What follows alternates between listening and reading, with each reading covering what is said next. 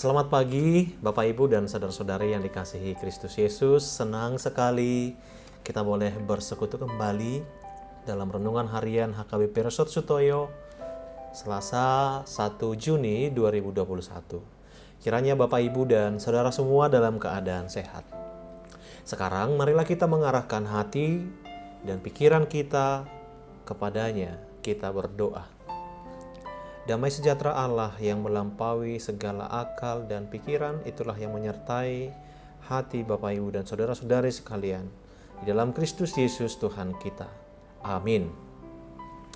Firman Tuhan bagi kita hari ini diambil dari kitab 2 Timotius 3 ayat 14. Demikianlah sabda Allah.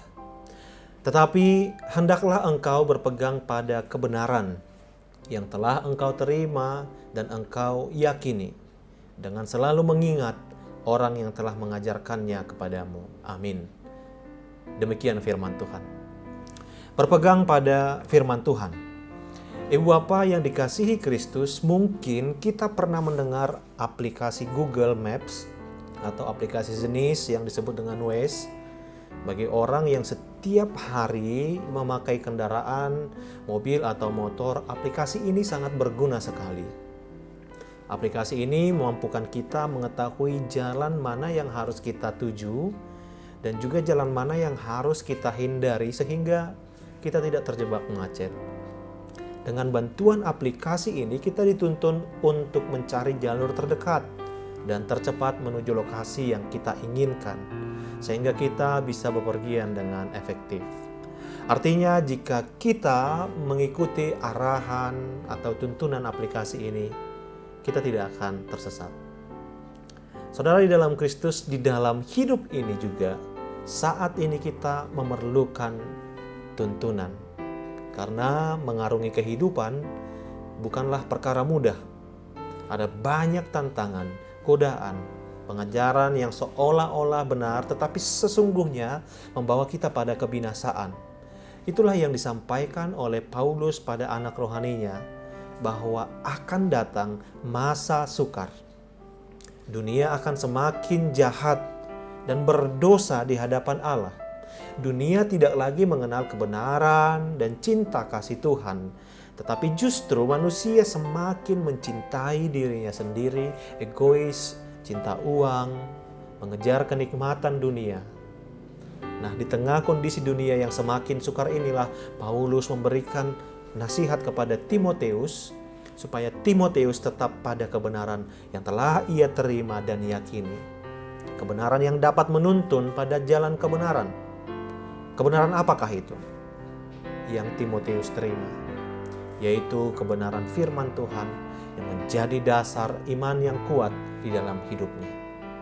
Saudara di dalam Kristus, Timotius tidak secara tiba-tiba menjadi seorang pemuda yang memiliki dasar iman yang kuat. Ada peran keluarga di sana.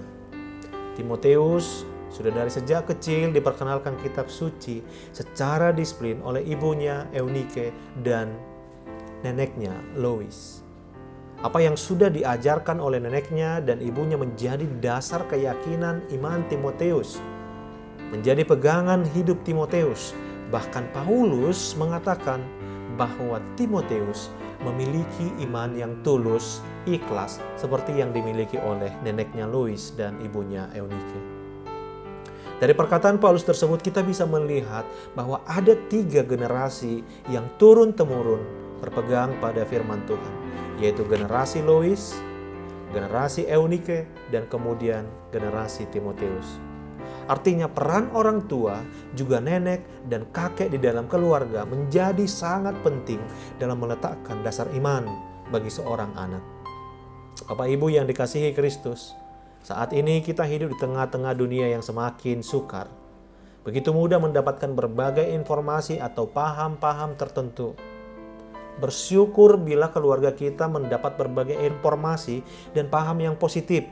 Tetapi saat ini kita tidak bisa membendung bahwa paham negatif, pengajaran yang sesat, banyak kita temukan di media sosial. Dan tanpa kita sadari, itu bisa mempengaruhi kehidupan seseorang. Sehingga untuk menghadapinya kita memerlukan dasar iman yang kuat dan iman yang teguh untuk tetap hidup sebagai anak Tuhan. Memiliki iman yang teguh tidak diperoleh secara cepat atau instan, tetapi melalui proses yang cukup panjang dan tidak mudah. Dan keluarga merupakan tempat di mana proses kehidupan seseorang dimulai. Peran orang tua dalam mendidik anak sangat diperlukan untuk meletakkan dasar-dasar iman. Dasar-dasar iman inilah yang digunakan untuk menghadapi tantangan kehidupan, sehingga dapat tetap berpegang pada kebenaran. Selamat berpegang pada firman Tuhan. Amin. Kita berdoa. Ya Tuhan Allah, terima kasih untuk hari ini. Engkau masih memberikan kami hidup. Terima kasih juga untuk firman-Mu yang mengingatkan kami untuk selalu berpegang pada kebenaran firman-Mu. Amin. Selamat pagi Ibu Bapak dan Saudari semua. Selamat beraktivitas. Kami menyerukan supaya Bapak Ibu semua tetap melaksanakan protokol kesehatan dengan ketat. Tuhan Yesus memberkati.